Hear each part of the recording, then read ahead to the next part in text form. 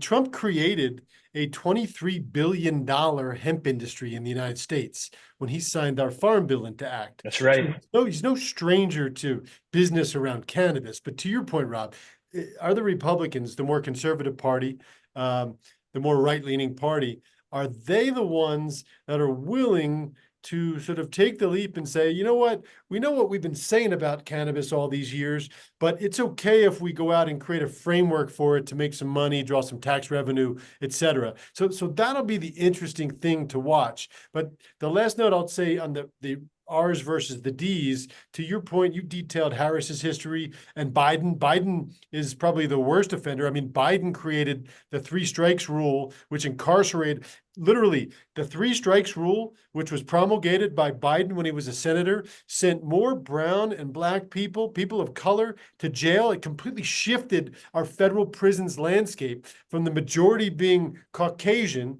to people being from minority communities. That was Joe Biden. He led that effort. Harris, prosecutor, attorney general. So the Democrats are no friends of cannabis. Don't make any mistake here. However, they have a social justice approach to it largely, whereas the Republicans that have spoken in favor of it have spoken about it more in favor of a business approach. So anybody's guess what's going to happen next is going to happen next. But election day will be telling, and there's a lot of work to be done because I don't think that you're going to see federal legality.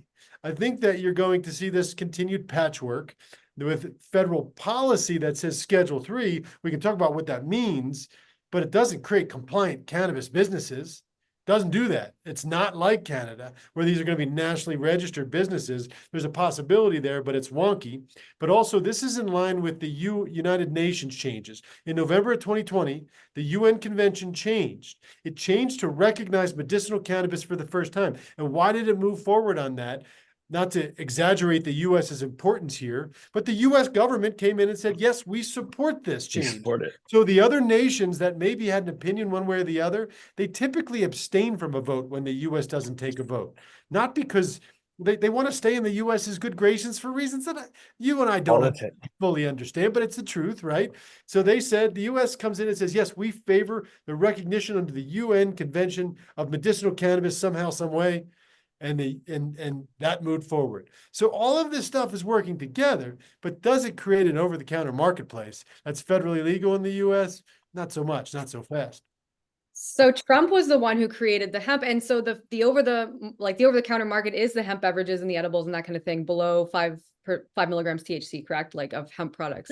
Yeah, beverages, gummies, vapes, you name it. Okay, Every and I want to talk about intoxicating that. compound. Yeah, And yeah. it's interesting because there's two questions of who's going to get in, and then what will their stance be for or against cannabis, and we're not going to know because it's the Dems don't want to push away the Republicans and vice versa, so no one's really taking a stance as far as I can tell. And so yeah, so like we were saying, like it's two sides of the same coin, hemp and cannabis. Hemp is legal, and then two sides of the same coin, Dems and Republicans. It's very complex, but I want to talk a little bit about the hemp market and what's happening over the counter.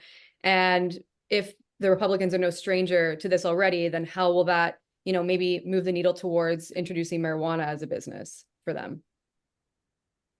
Yeah, I mean the hemp industry, I've written a lot about this. I call it red state weed when you're talking about intoxicating compounds from the hemp plant. Because it has taken hold in more of these conservative, red-focused political states. There's not stigma attached to hemp. There's stigma attached to marijuana. Same exact compounds, same exact plant, in different ratios of cannabinoids. But of course, if you concentrate those cannabinoids in a beverage, as you point out from hemp, it produces an intoxicating effect or a high. It does. 5 milligrams is going to do that all day long and twice on Sundays. So the red states have seemed to embrace this. They're much more free in terms of business-friendly marketplaces. They're much more friendly in terms of taxation than these dispensary systems, but they're low-dose products. They're not high dose products like you would get if you walk into a dispensary. And I would, be interested to see how Schedule 3 effectively eliminates the notion of adult use cannabis or recreational cannabis. If I go to Schedule 3, that flower that whether I use the flower in its natural state or I produce something from it, the flower needs to be for a medicinal purpose and a medicinal supply chain. Well, how do I do adult use then? How do I say I'll sell this flower to you or its oil if you're 21 or older? That doesn't fit with any rendition of a Schedule III medicinal compound. Medicinal use. So you need an over-the-counter product that's descheduled to fill the void of adult use. So what's descheduled? What produces a high? What's already sold over the counter? Hemp derivatives. So this is the battle that's happening in the US. It's become known as the Civil War.